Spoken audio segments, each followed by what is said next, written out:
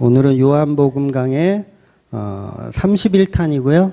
제목은 은밀한 복음이란 제목입니다. 요한복음 7장 1절에서 10절까지 말씀 보도록 하겠습니다. 요한복음 7장 1절에서 10절까지입니다. 같이 읽겠습니다. 그 후에 예수께서 갈릴리에서 다니시고 유대에서 다니려 아니하심은 유대인들이 죽이려 함이로라. 유대인의 명절인 초막절이 가까운지라.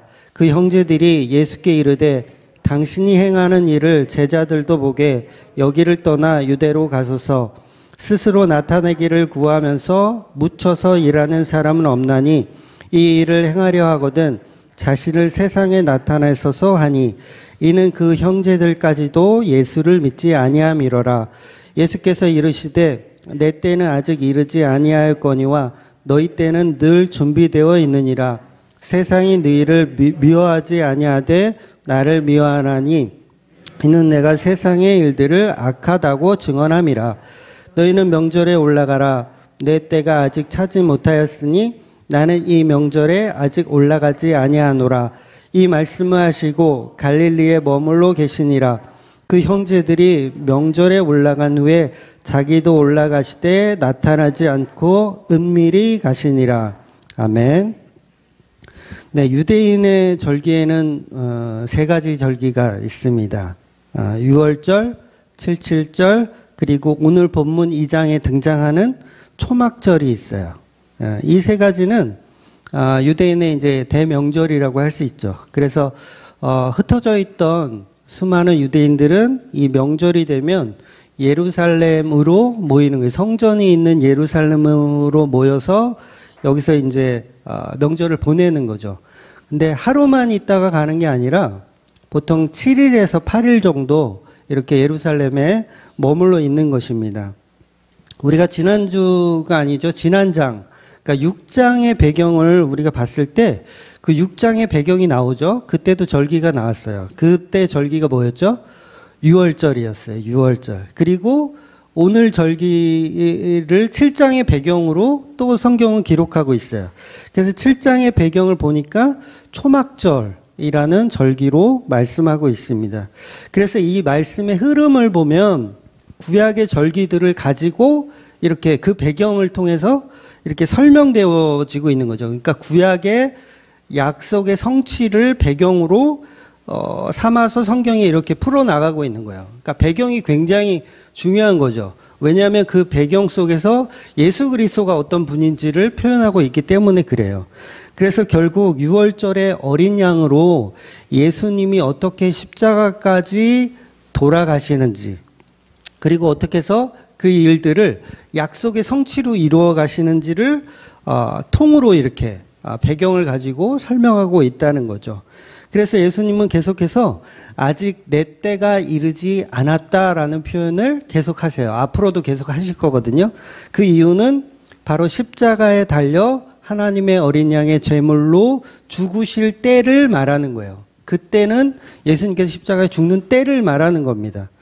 결국 예수님의 십자가 사건은 예수님의 어떤 개인적인 주장, 그거를 개인적으로 내가 언약을 성취해야 돼 이게 아니라 성경은 그걸 계속해서 증거하고 있다는 거죠.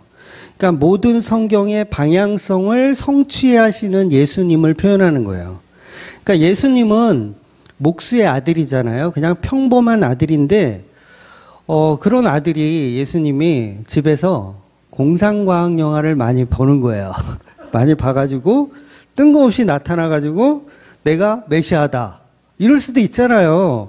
수많은 그런 메시아들 많잖아요. 내가 예수다 그러면서 이렇게 내가 하나님이 보낸 아들이다. 그러면 그 옆에 있는 사람이 나는 너를 보낸 적이 없다 막 이러면서 서로가 자기가 메시아라고 할 거 아니에요. 그러니까 어떤 회개한 이상한 말을 하는 사람이 아니라는 것을 증명해 주는 것이 성경의 배경이고 성취라는 거예요. 그래서 불신자 중에는 예수님은 상상력이 풍부해서 그냥 성경 좀 보다가 약간 이렇게 좀 맛이 가가지고 미치광이라고 생각하는 사람들이 있어요. 지금도, 과거에도 있었고 지금도 있어요. 그리고 이 성경의 배경도 마찬가지입니다. 사실은 오늘 본문에 등장하는 예수님의 동생들이 등장해요. 예수님의 동생들이 과거에는 자기 형을 어떻게 생각했을까요? 사람들이 미쳤다 그랬어요. 예수는 미쳤다. 그래서 이 형제들도 우리 형이 미쳤나? 정말 그런가? 이렇게 의심할 정도로 믿음이 없었어요. 한번 볼까요? 마가복음 3장 20절에서 21절 볼게요. 집에 들어가시니 무리가 다시 모임으로 식사할 겨를도 없는지라 예수의 친척들이 듣고 그를 부르러 나오니 이는 그가 미쳤다 하미로라. 그렇죠. 모든 사람이 야 너네 형은 미쳤어 라고 얘기하는 거예요. 그래서 한번 들어보니까 우리 형이 무슨 얘기를 하나 들어보니까 정말 미친 소리를 해요. 막 자기가 메시아라 그러고 막 복음을 보편적인 복음을 전하는 게 아니에요. 예수님은 막 내 살과 내 피를 먹어라. 이거는 보편적인 복음이 아니에요. 완전히 이건 못 들어본 설교를 하는 거예요. 한마디로 한 번도 들어보지 못한, 유대인으로서 한 번도 들어보지 못한 이상한 설교를 하는 거예요. 그러니까 사람들이 다 미쳤다고 하고 이 형제들도 정말 그런가? 정말 미친 건 아닌가? 라고 계속해서 의심을 하고 있어요. 그래서 오늘 본문에 뭐라 그래요? 그 형제들도 믿음이 없었더라고 하죠. 아직까지 이게 정립이 안 돼 있는 거예요.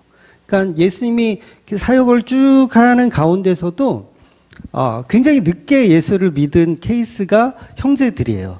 그러니까 믿지 않았던 거죠. 초기에는 미쳤는 줄 알았고 계속 형님이 하는 어떤 행동 거지를 보니까 썩 그렇게 믿음은 가지 않는 거예요. 그래서 예수님은 이렇게 무지한 인간들을 일깨우기 위해서 기적과 이적이란 도구를 사용하셨던 거예요. 그러나 그 기적과 이적이 본질은 아니에요. 그건 본질이 아닙니다. 기적을 베풀고 병자를 고치고 귀신을 쫓아내고 이런 일들이 사실은 전부 성경의 기록을 완성하기 위한 성취에 관한 하나의 과정들이었던 거예요. 그래서 사사로이 예수님도 자신의 능력을 막 이렇게 표현하지 않으세요. 그러니까 예수님은 얼마든지 기적과 이적을 하실 수 있는 분인데 사사로이 내 목적을 위해서 나의 내가 원하는 어떤 거를 위해서 그냥 사사로이 그런 기적들을 베푸시는 분이 아니에요. 그래서 사단이 이 돌을 들어서 떡을 만들려고 했을 때 거절하신 이유가 뭐냐면 그런 사사로운 것에 기적과 이적을 사용하시는 분이 아니라 반드시 복음의 성취를 위해서만 그런 일들을 사용하셨다는 거죠. 그러니까 모든 성경이 주장하고 있는 약속의 성취의 주인공이 누군지를 표현하고 있는 게 성경의 모든 배경이라는 거예요.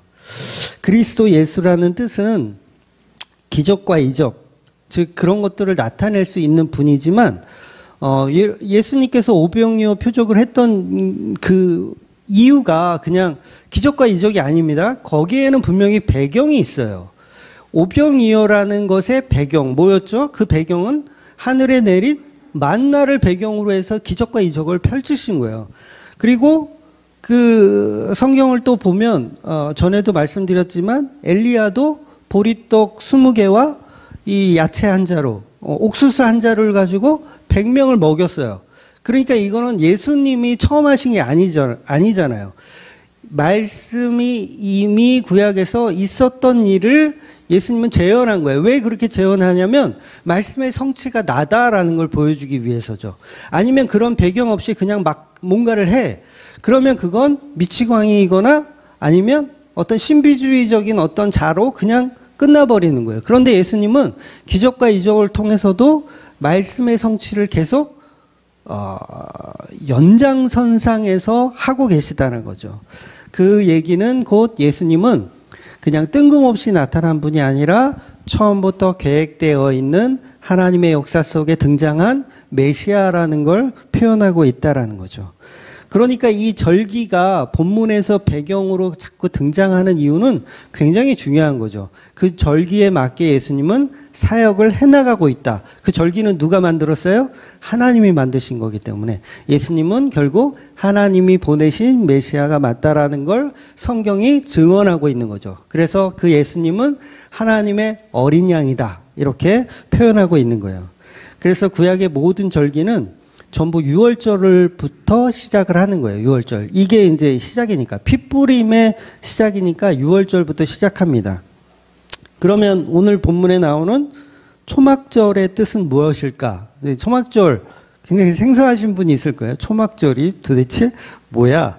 그러니까 이 세 가지 절기를 간단하게 설명드리면 먼저 첫 번째는 이제 유월절입니다. 이거는 우리가 잘 아는 대로 출애굽할 때 그 10번째 재앙이죠. 장자의 죽음에서 어린 양, 1년 된 그 양의 피를 가지고 문설주와 임방에 어린 양의 피를 바른 사건이 유월절 사건이에요. 그래서 죽음의 영이 그 집을 넘어간다라는 뜻으로 유월이란 단어를 쓰는 거예요. 그래서 죽음이 넘어간다.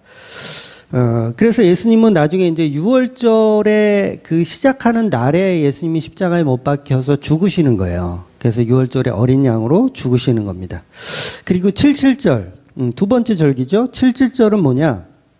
이날은 이제 출애굽기 강해 때 말씀을 드렸지만 광야에서 하나님이 시내산에 강림하신 날이에요. 시내산에 강림하신 날. 그래서 이때가 이제 보리 수확을 하는 때거든요. 보리 수확을 하는 때. 그래서 보리 수확을 하고 하나님께 감사하는 절기이기도 해요. 그래서 그걸 맥추절이라고 부르기도 해요. 그러니까 칠칠절, 맥추절. 그리고 사도행전에 보면 성령이 다락방에 임했을 때가 있어요. 그래서 성령의 불의 혀같이 임했던 때, 그래서 제자들이 성령을 받고 방언으로 복음을 전하기 시작하는 그때. 그래서 그날을 이제 오순절이라 그래요. 그러니까 50일째다 그런 표현으로 오순절이란 표현이에요. 그래서 맥추절, 칠칠절, 오순절 이 세 말은 다 다른 말이 아니라 같은 날을 이야기하는 거예요. 그래서 오늘 그리고 이제 세 번째로 오늘 등장하는 그런 초막절은 뭐냐? 흔히 우리가 잘 알고 있는 추수감사절이란 날이에요. 추수감사절. 그러니까 예수님께서 6월절에 십자가로 죽으셨잖아요. 그리고 구원을 이제 성취하시려면 성령이 임해야 되죠. 그래서 6월절에 예수님 죽으시고 77절로 성령이 임하시고 그 다음 뭐가 돼야 돼요? 초막절로 이 구원이 완전히 이루어지는 거. 그래서 초막절은 추수당하는 거예요. 성도가 하나님으로 인해서 추수당하는 날을 얘기하는 거예요. 그러니까 이 세 가지 절기가 금방 이해가 되시죠. 그래서 십자가에 죽으시고 성령을 주셔서 추수한다. 이런 개념이 세 가지 절기 안에 들어있는 거예요. 그러면 오늘 본문에서 이제 이 초막절이 등장한다는 말은 뭐냐면 저와 여러분이 이제 예수님으로 인해서 이제 추수를 당한다는 이야기를 하는 거죠. 그래서 저와 여러분이 예수님이 이제 재림을 하시거나 뭐 앞으로 재림을 하시거나 아니면 개인적인 죽음으로 인해서 여러분이 종말을 맞잖아요.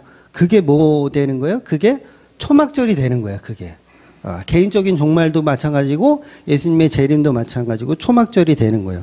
그리고 물론 이 땅을 사는 동안 예수님을 나의 신랑으로 모시고 사는 이 세상, 이 삶, 이 자체가 초막절을 우리가 살고 있는 거예요. 그렇게 이해를 하셔야 돼요. 그래서 오순절과 더불어 초막절을 우리가 살고 있다라고 봐도 무방하다는 거죠. 이게 초막절의 의미입니다.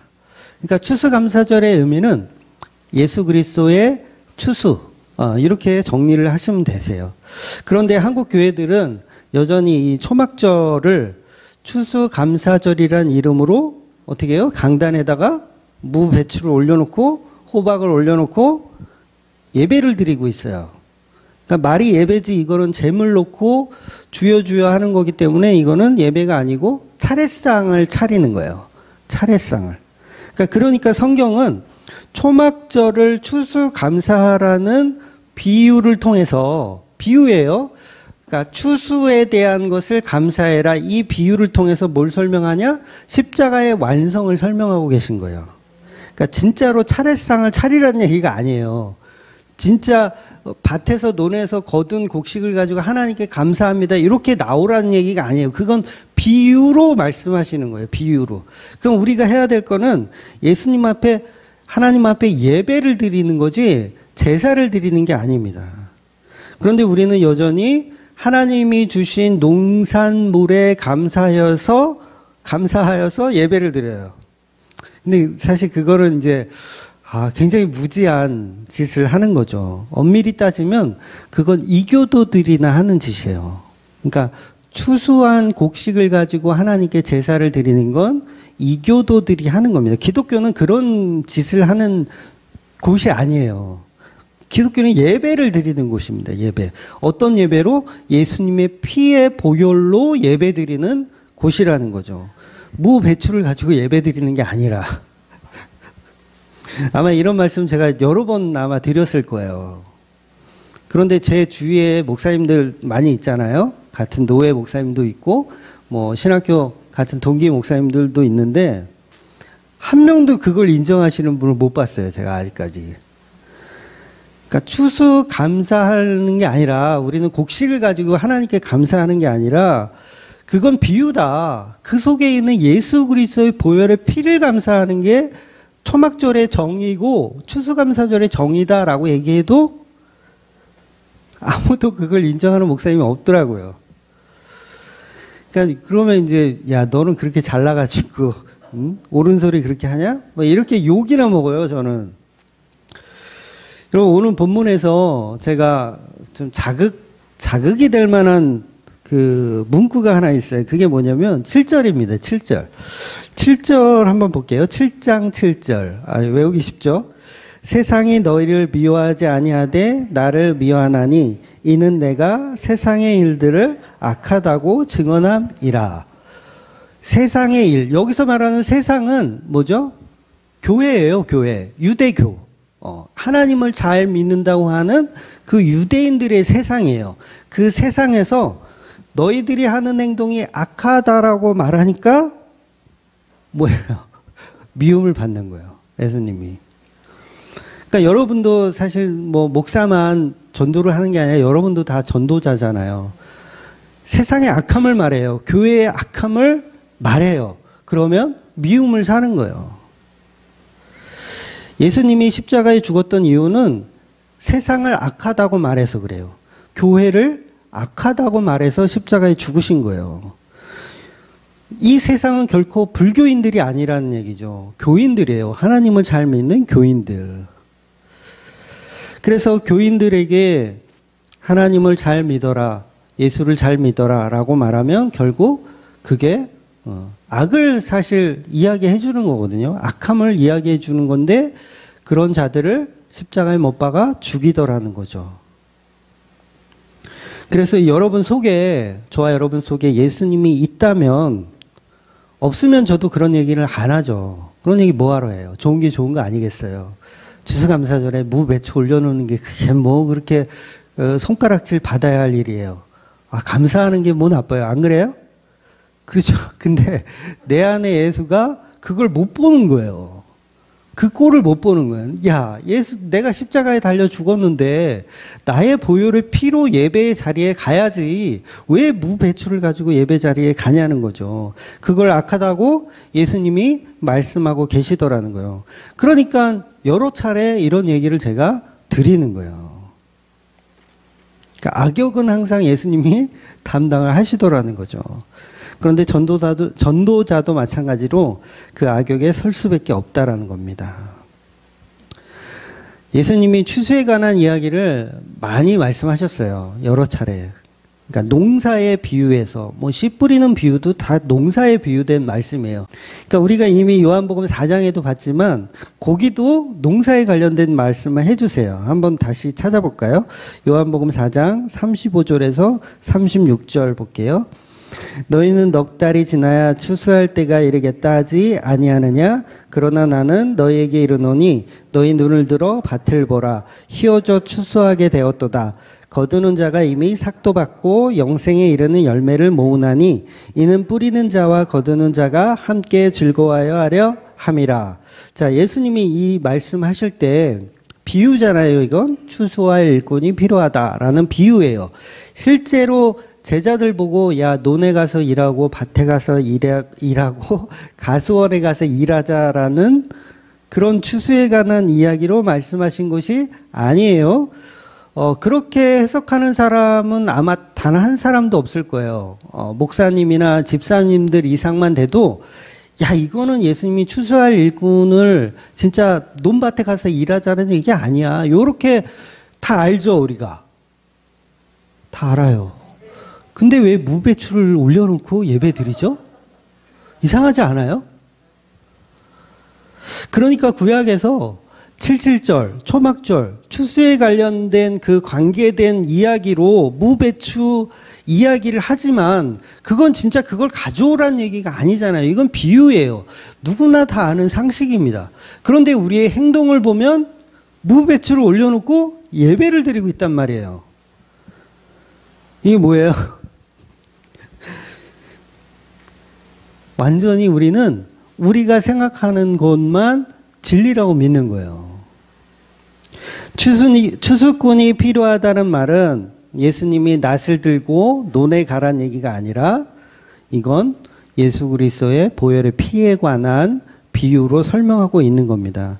그런데 정작 추수감사절마다 교회마다 추수한 곡식을 강대상에 올려놓고 차례를 지내고 있는 이런 코미디를 우리가 연출하고 있고 그거에 대해서 아무도 의무점을 갖지 않더라는 거예요.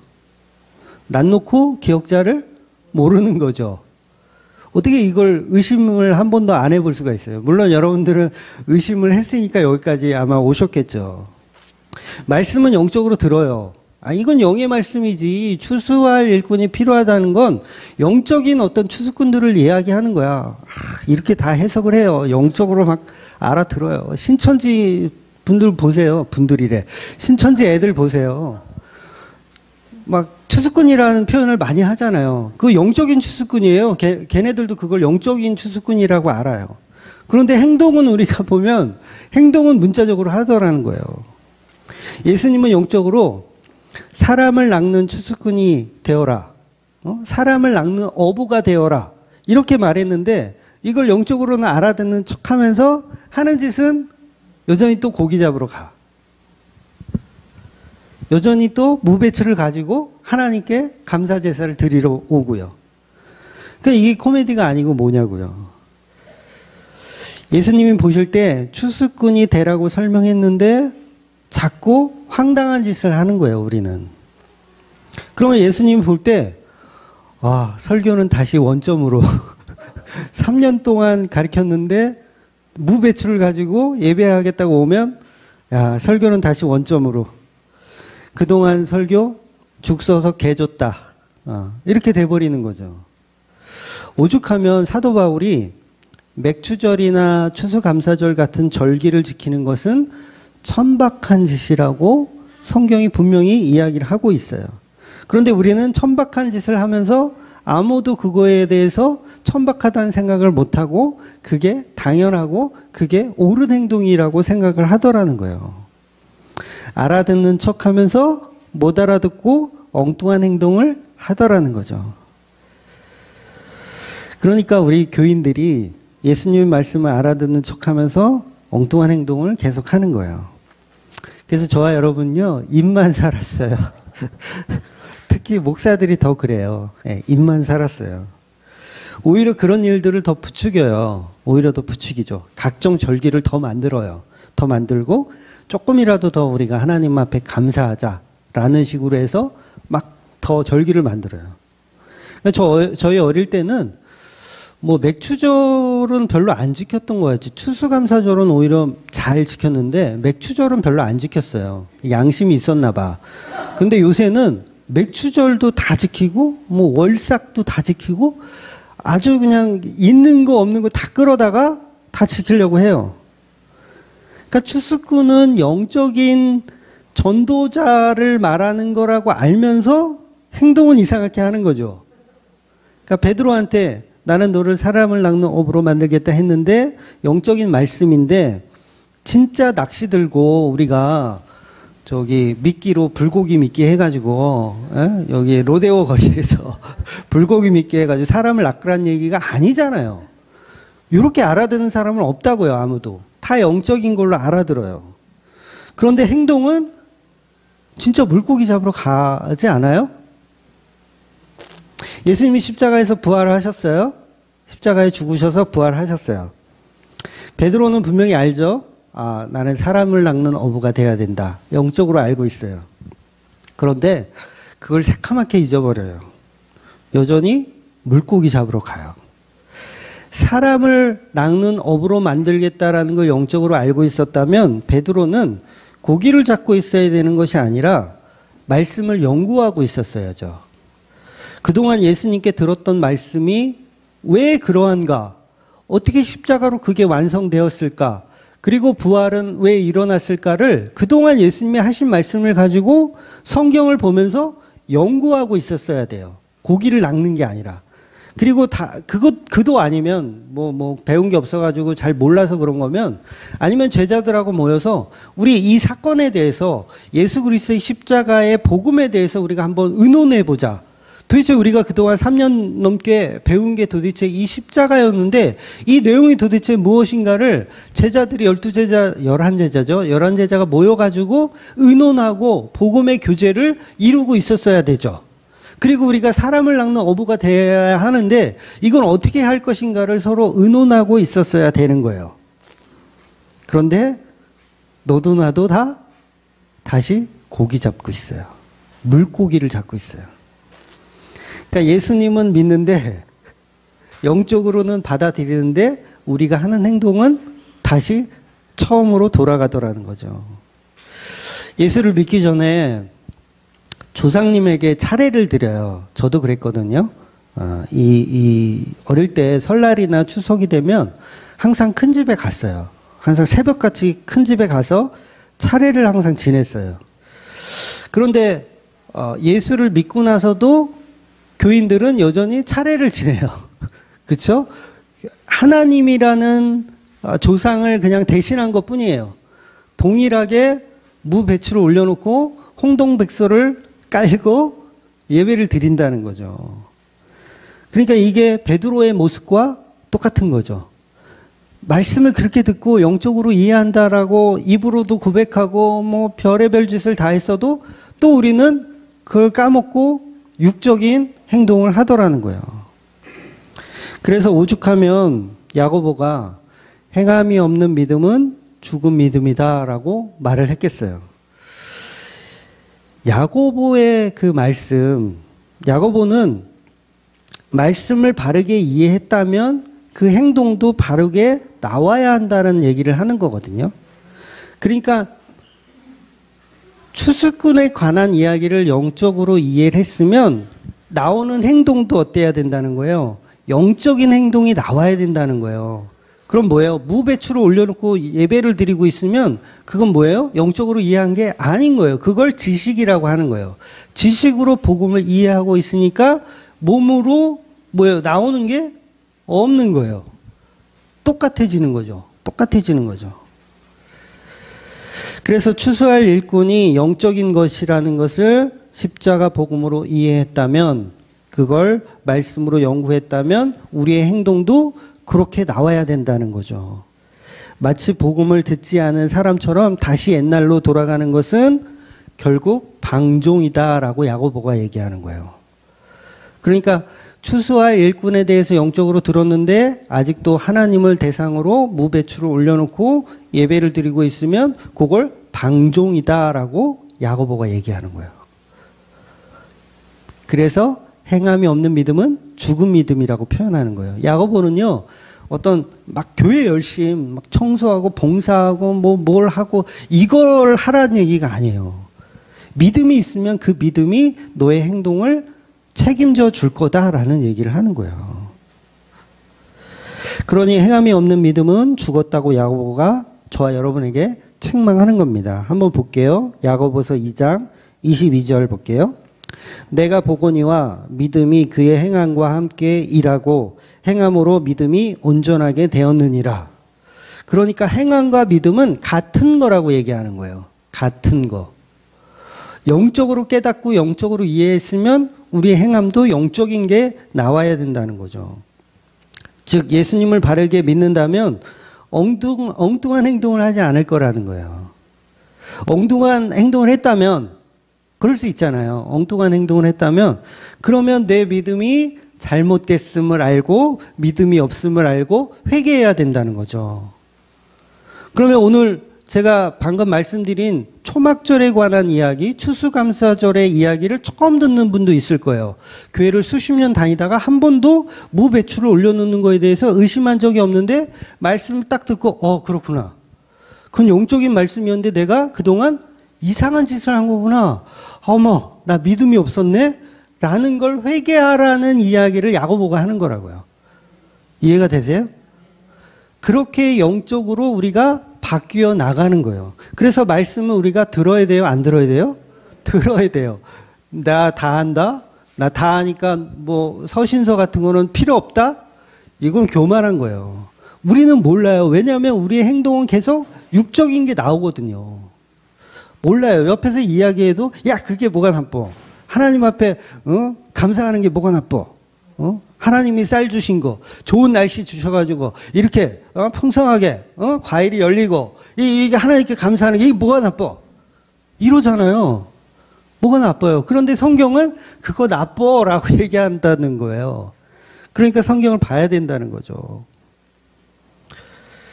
그러니까 야고보가 말한 행함이 없는 믿음은 죽은 믿음이다. 이건 야고보서 2장 17절의 말씀인데 이건 비유 속에 들어있는 말씀이에요. 비유 속에 들어있는 말씀. 무슨 얘기냐면 너희 중에 누구든지 배고픈 사람이 있으면 말로만 밥을 주겠다고 하면 무슨 소용이 있냐. 실제로 믿음은 밥을 주는 거야. 제공해 주는 거야. 이 말을 하는 거예요. 야고보는 너무 쉽게 설명해요. 복음을.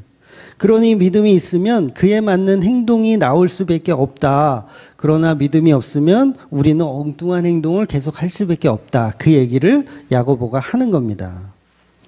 야고보가 왜 이런 말을 할까요? 야고보 자신이 믿음이 없었던 사람이거든요. 엉뚱한 행동만 일삼았던 사람이 야고보예요. 그래서 바른 믿음은 바른 행동을 만든다고 자기 자신을 거울 삼아서 야고보가 야고보서에서 기록하고 있는 거예요. 여러분 설교는 내 삶으로 느끼고 경험하지 않으면 양질의 설교가 나오지 못해요. 그러니까 왜냐하면 말씀은 어떻다 그랬어요? 좌우의 날선 검과 같이 어떤 검보다 예리하여 성도의 관절과 골수를 찔러 쪼개기 때문에 느낌 없는 설교가 나올 수가 없어요. 전도자는 반드시 그 경험이 있습니다.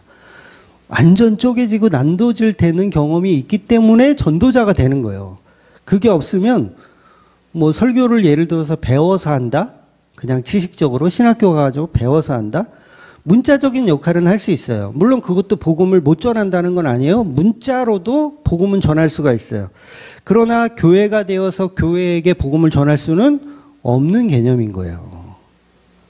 그러니까 베드로도 그렇고 사도 바울도 그렇고 설교는 문자적인 지식을 배워서 하는 게 아니라 나의 관절과 골수가 다 쪼개진 상태에서 그 경험을 통해서 십자가의 은혜로 복음을 전할 수 있는 거예요. 그러니까 야고보가 딱 그런 상황이라는 거예요. 그러니까 야고보서는 개혁주의 진영에서도 별로 좋아하는 책이 아니에요. 마치 막 행위를 막 강조하는 것처럼 설명하기 때문에 별로 좋아하지 않은 책이거든요. 그런데 그 야고보의 상황을 깊이 묵상하면 그렇게 은혜가 되는 책이 또 야고보서예요. 오늘 등장하는 주의 형제들, 이 실명은 안 나와 있어요. 그냥 예수님의 동생들이에요. 예수님의 동생들.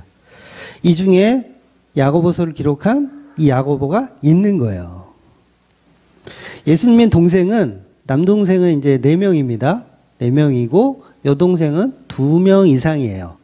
성경은 뭐 정확하게 여동생이 몇 명이다 이런 표현을 하지 않지만 마태복음과 마가복음에 보면 동생들의 그 남동생들의 실명까지도 기록을 하고 있어요.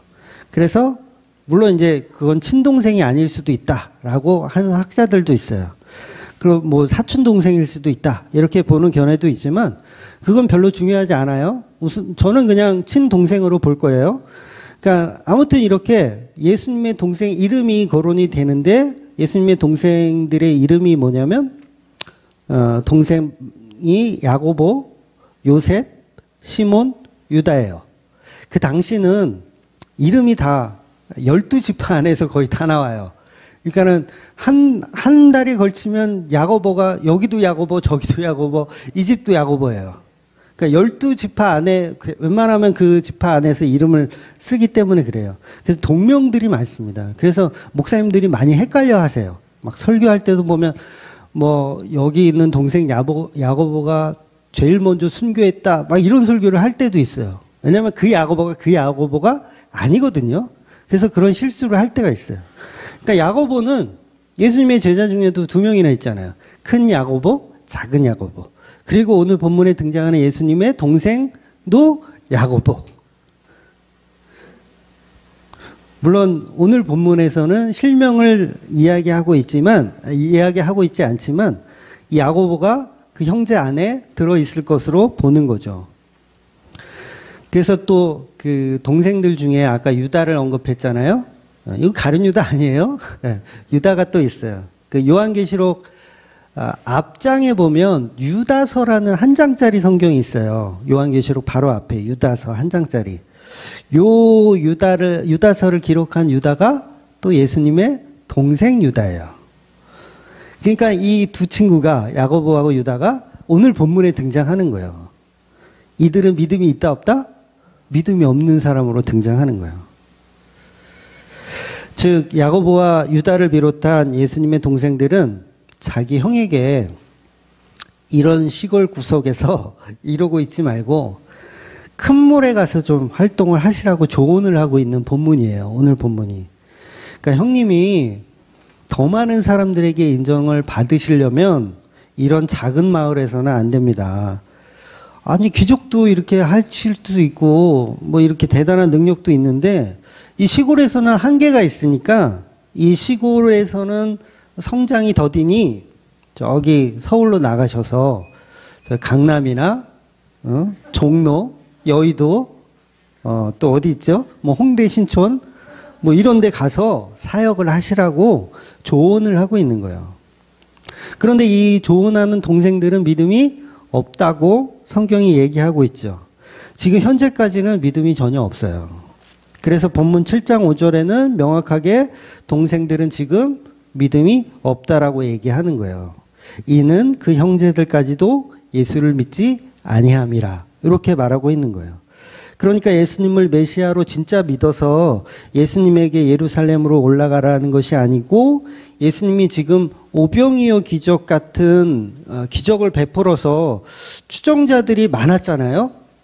그래서 뭐 지금 따로 찾아온 사람도 거의 뭐 100여 명이 이렇게 따로 찾아왔었잖아요. 그런데 지난주 보았지만 예수님을 따르던 무리들이 다 떠나갔어요. 12명 남았어요, 지금. 다 떠나가고 12명 남았어요. 한 100여 명이 이렇게 몰려다녔는데, 그러니까 교회로 치면 개척을 막 해가지고 막 급성장을 했어요. 그래서 한 100여 명 이렇게 예배 드려요. 그러다가 목사가 설교 한 편을 잘못했어. 막 갑자기 막 내 살을 먹어라, 내 피를 먹어라, 막 뜬금없는 설교를 하는 거야. 그러니까 사람들이 걸림돌이 돼가지고 전부 나갔어요. 12명이 남았어요. 한 100여 명에서 12명이 남았어요. 이거 백석 규모의 월세를 내려면 이거는 뭐 답 없죠. 뭐 빨리 교회를 부동산에 내놓고 그만둬야 하는 상황인 거예요. 그러니까 동생들이 볼 때 어떻겠어요? 야, 우리 형이 능력은 있는 것 같은데 막 기적도 일으키고 막 부흥을 할 수 있을 것 같은데 여기 인간들이 동네가 후져가지고 그래. 동네가 후져가지고 인간들이 못 알아들어가지고 망한 거야. 그러니까 형님 빨리 우리 서울로 갑시다. 응? 이 총구석에서는 한계가 있으니까 빨리 서울로 갑시다. 형님은 한 방이 있잖아요. 한 방이 있잖아요. 한 방이. 오병이어 서울 가서 한번 종로에서 한번 해봐요. 이거 먹혀요. 이건 내 된다니까. 그러니까 예수의 성공을 기대하는 제자들, 예수의 성공을 기대하는 형제들. 그러니까 어떤 떡고물이라도 떨어질까를 바라는 그런 공통점이 다 있는 거죠. 제자들도 있고 형제들도 있어요. 저와 여러분도 있잖아요. 아주 개수작이죠. 네. 그러니까 예수님을 믿는 게 아니라 복을 받기 원해서 예수님을 추종하고 있는 거죠. 그런데 이 동생들은요, 제자들과 다른 것이 한 가지가 더 있어요. 그건 뭐냐면, 제자들은 예수님이 왕으로 등극하실 것을 기대하고 있어요. 그래서 로마를 정복하고 이제 독립을 할 거라는 어떤 기대감이 있어요.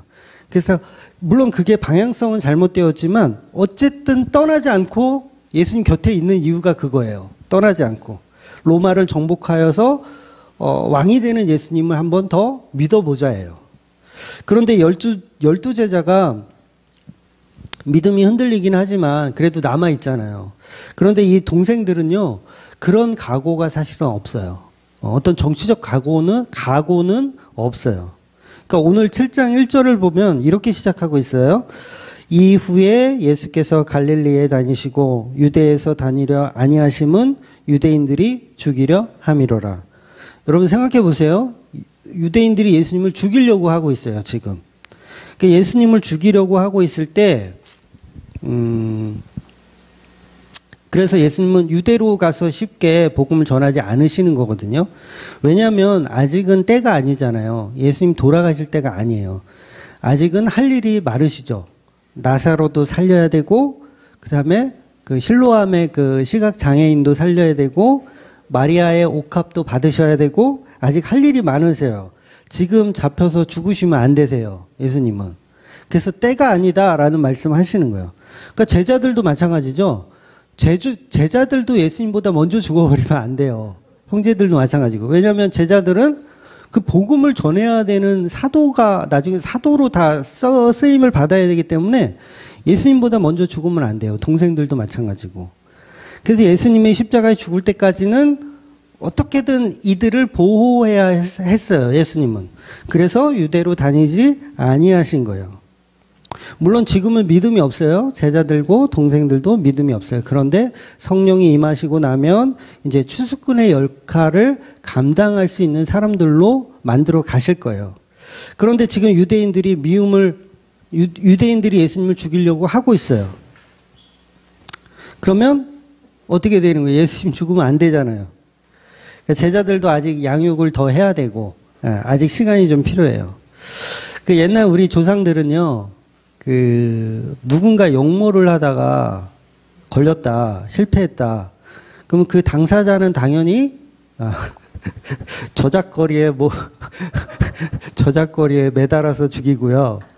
그리고 사돈의 팔촌까지 아무런 죄도 없는데, 사돈의 팔촌까지 싹 다 잡아다가 다 처형하는 게 요게 이치입니다. 그러니까 예수님이 만약에 유대인들이 죽이려고 하는데 예수님 잡아서 죽였다. 그러면 가족들은 편할까요? 가족들도 물론 사용하지 않을지는 모르지만 그래도 힘들게 되는 상황이 되는 거예요. 그러니까 이 동생들의 마음은 지금 사실 좀 불편한 거예요. 예수님을 사람들이 죽이려고 하니까 불편한 거예요. 그래서 열두 제자들도 정치적인 열심은 있지만 어느 정도 죽을 각오가 있거든요. 예수님의 제자들은요, 죽을 각오가 항상 되어 있었어요. 믿음이 없을 때도. 이게 어떤 거냐면, 나사로가 죽었다는 소식을 들었을 때, 나중에 이제 요한복음 11장쯤 가면 나오는데, 나사로가 죽었다는 소식을 들었을 때, 예수님이 유대로 돌아가자라는 말씀을 하세요. 그러니까 유대로 돌아가자는 말은 곧 죽으러 가자는 얘기로 제자들은 받아들인 거예요. 그래서 예수님은 그 얘기한 게 아니라 나사로 살리러 가자 그 얘기를 하신 거거든요. 근데 제자들은 못 알아들어요. 그중에 도마가 그러는 거예요. 뭔 말인지 못 알아듣고 다른 제자들을 선동해요. 그래, 우리가 예수님과 함께 죽으러 가자. 그래, 유대로 가자. 우리 죽으러 가자. 막 이렇게 오바를 떨어요, 도마가. 그러니까 얼마나 이게 열정적인 투사의 모습이에요. 제자들은 이런 마음은 있었어요. 어떤 정치적인 어떤 생명까지도 내가 포기하겠다 이런 마음은 있었어요. 그런데 동생들은 그만한 열정도 없었다는 거죠. 그래서 이 동생들은 예수님 보고 예루살렘에 직접 올라가서 정치적인 성동꾼이 아니라 기적과 이적을 베푸는 선지자로 누명을 벗으란 얘기를 하고 있는 거예요. 누명을 벗어라. 그래서 우리 집에 피해가 있지 않게 해달라. 그런 요구 조건을 하고 있는 겁니다. 그러니까 예루살렘에 가서 기적을 베풀면 유대인들이 더 예수님 편을 들어줄 거 아니냐, 형님 편을 들어줄 거 아니냐.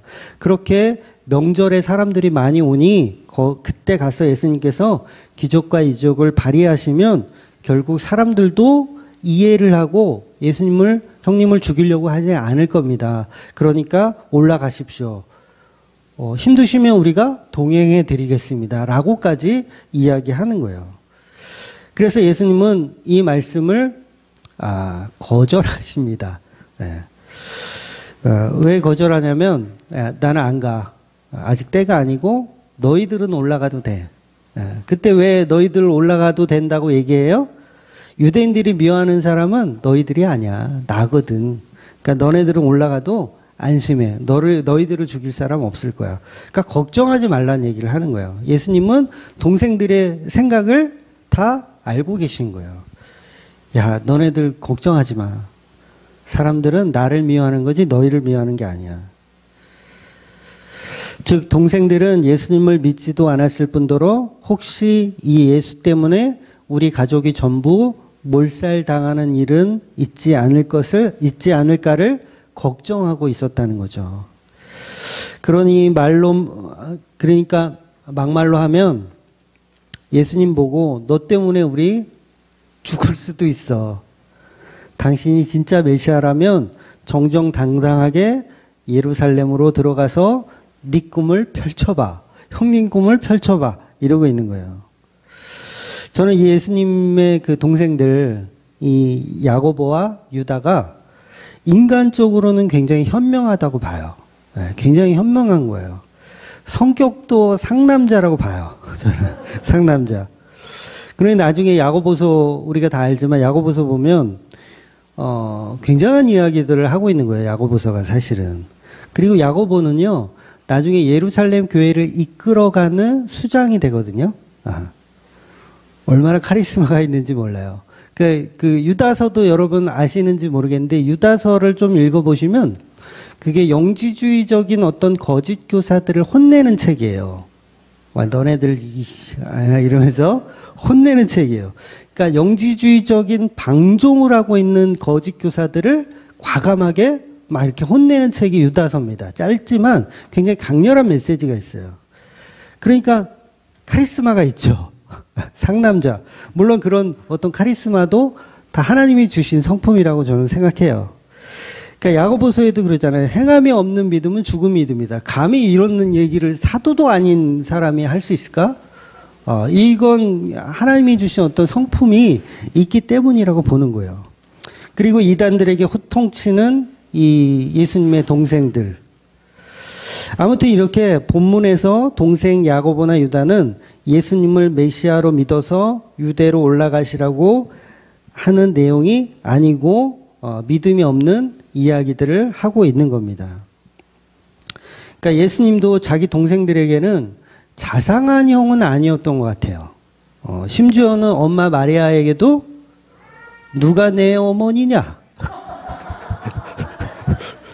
누가 내 형제냐? 이런 말씀을 하시거든요. 그러니까 형제들끼리 사이가 좋았어요? 나빴어요? 사이가 별로 안 좋았어요. 누가 내 어머니냐? 마가복음 한번 볼게요. 마가복음 3장 31절, 33절.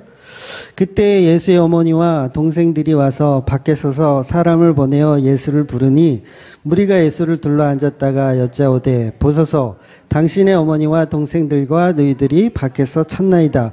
대답하시되 누가 내 어머니이며 동생들이냐 하시고.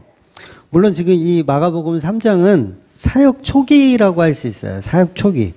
우리가 보는 요한복음은 십자가에 달리기 전 초막절이기 때문에 시간 차이는 좀 있습니다. 그러니까 이런 시간을 감안을 하더라도 동생들은 지금 진심으로 예수님의 사역을 응원해서가 아니고 두려움 반, 기대 반. 예수님 보고 예루살렘에 올라가서 빨리 널리 이름을 알려서 우리를 안전하게 해달라. 그런 개념으로 이야기하고 있는 거죠. 그런데 예수님도 늘 항상 지지 않고 누가 내 어머니냐? 누가 내 형제냐라는 표현을 했더라는 거죠. 그래서 예수님은 동생들의 조언을 단박에 거절을 하십니다. 내 때가 아직 이르지 아니하였다라고 거절하세요.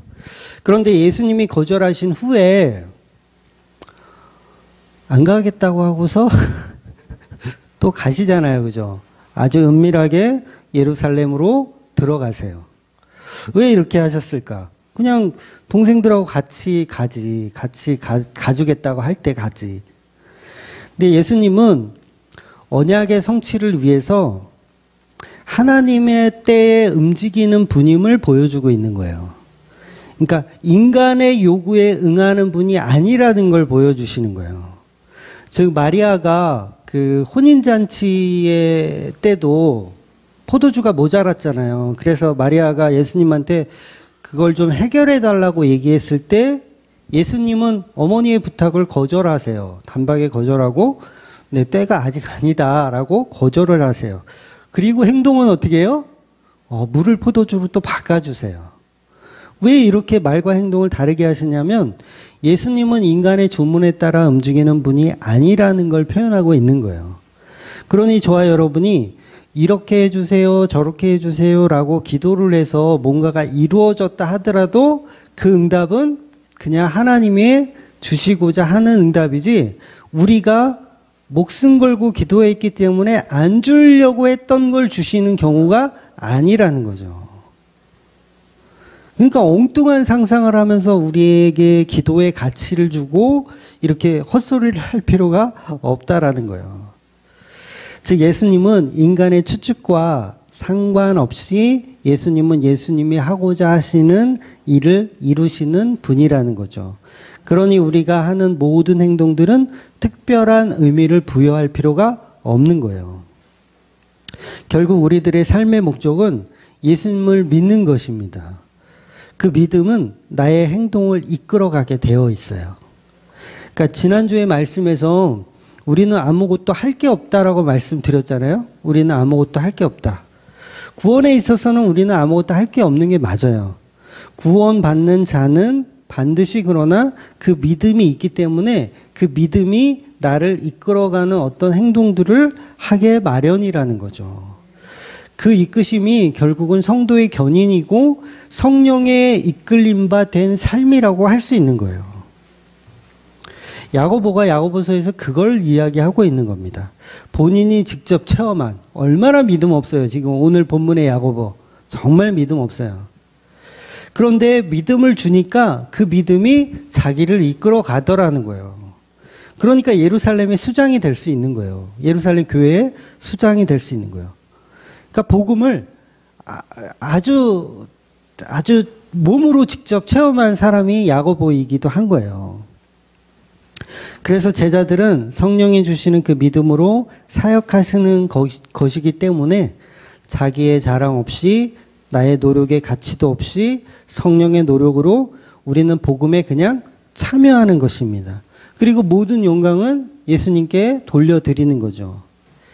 그러니까 초막절 이야기를 제가 하다가 이렇게 좀 흘러왔는데 초막절 이야기를 조금 더 드리고 이제 설교를 마무리하도록 하겠습니다. 초막절은 이제 가을 절기예요. 가을 마지막 절기라 그랬죠. 가을 절기. 그러니까 다른 유교절이나 무교절은 맥추절까지도 봄절기라고 할 수 있어요. 뭐 맥추절은 뭐 초여름 절기. 그다음에 초막절은 모든 추수를 끝내고 곡식들을 저장하는 날이라서 이제 수장절이라고도 불러요. 그러니까 모든 영광을 십자가로 다 이루시고 영원한 안식으로 들어가는 날이 초막절인 거예요. 그래서 회막을 상징하는 장막절이라고도 해요. 그러니까 여러 가지 이름이 있는 거예요. 회막, 하나님 만나는 곳, 회막이에요. 회막의 뜻은 하나님 만나는 곳. 그래서 장막절이라고도 표현하는 거예요. 그러니까 오늘 본문에서 초막절에 예수님께서 예루살렘에 올라오신다는 건 영원한 안식을 준비하러 오신다는 뜻이 되는 거예요. 그러니까 추수할 자들은 곧 추수하겠다. 요 강한 복음적 메시지를 담고 있는 본문이죠. 그런데 이 초막절 추수에 관한 일만큼은 아주 은밀하게 하시더라는 거예요. 은밀하게. 저와 여러분 중에 누가 구원을 받는지, 누가 유기되는지 몰라요. 은밀하게 예수님만 아시는 거예요. 우리가 이 땅을 사는 동안은 알 수가 없어요. 갔는데 죄가 없을 수도 있어요, 여러분. 나중에 이 목사 어디 갔어? 없을 수도 있어요. 왜냐하면 그 은밀한 중에 예수님이 하시는 결정이기 때문에 그래요. 그래서 그 은밀한 때문에 초막절에 예수님은 동생들과 함께 가는 게 아니고 은밀하게 성전으로 올라가시는 거예요.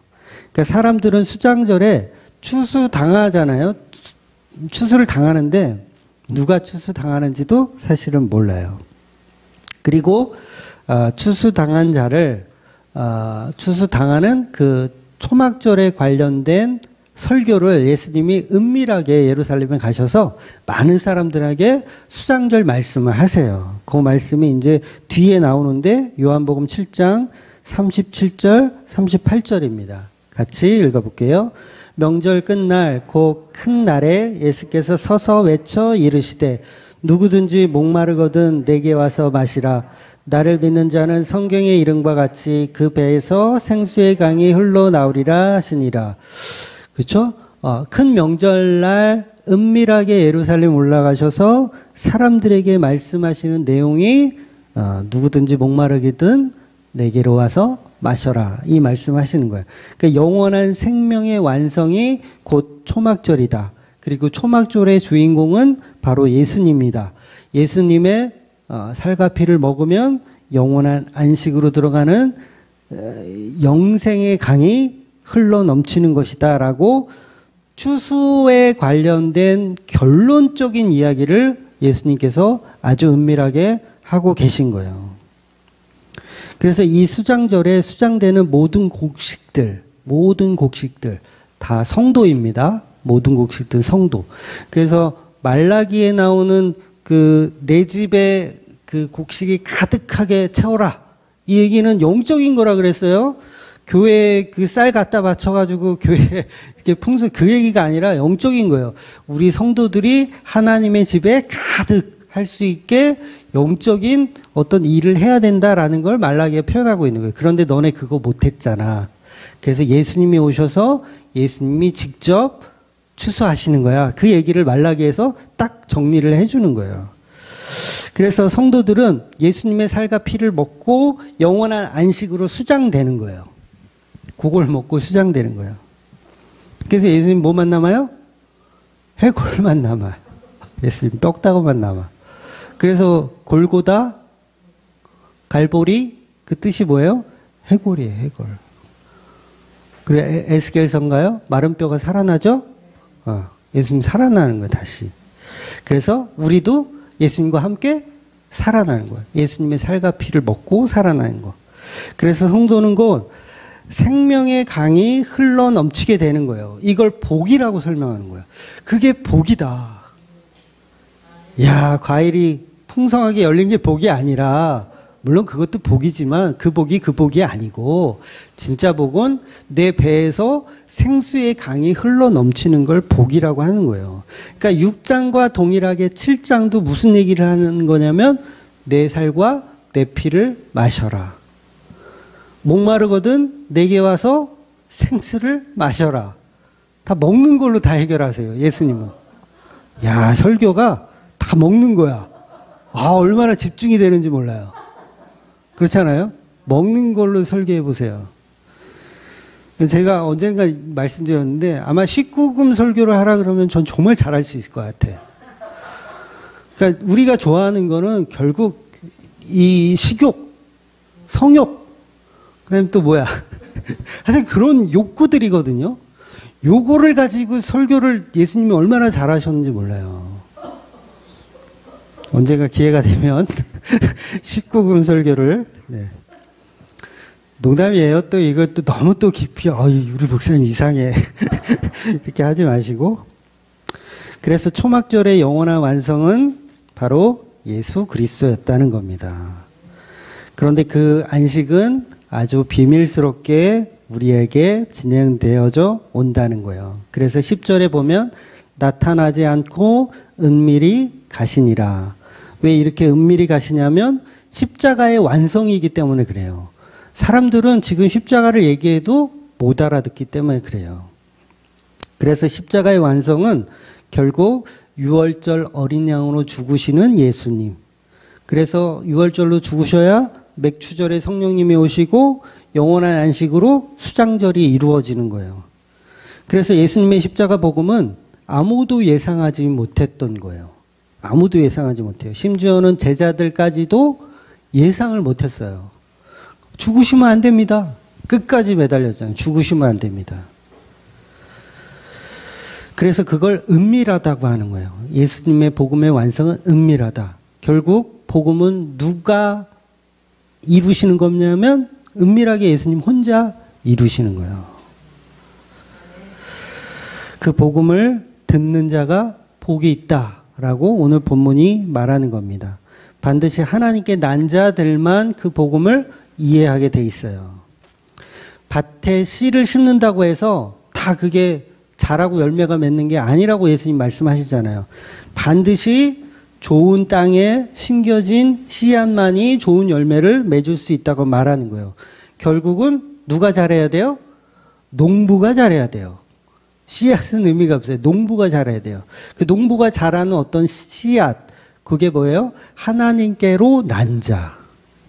그러니까 우리가 예수를 믿을 수 있는 것도 제가 설교를 잘해서도 아니고요. 어떤 복음 전도자가 막 현란한 말씀씨로 복음을 현혹시키는 게 아니라 하나님께로 난 자이기 때문에 그 복음이 들리는 거예요. 그게 바로 복이 있는 상태죠. 그러니까 수장되는 곡식들인 거죠. 예수님의 낫에 베어지는 그런 존재들인 거죠. 결국 유월절의 어린 양으로 죽은 예수를 믿을 수 있는 사람들이 결국은 성도라는 겁니다. 저와 여러분은 오늘도 구약의 말씀의 성취를 완성하신 그 예수님의 십자가의 그 사랑을 믿고 그 믿음으로 나의 모든 행동들이 나올 수 있는 성도가 되시기를 주의 이름으로 축원드리겠습니다. 아멘. 기도하겠습니다.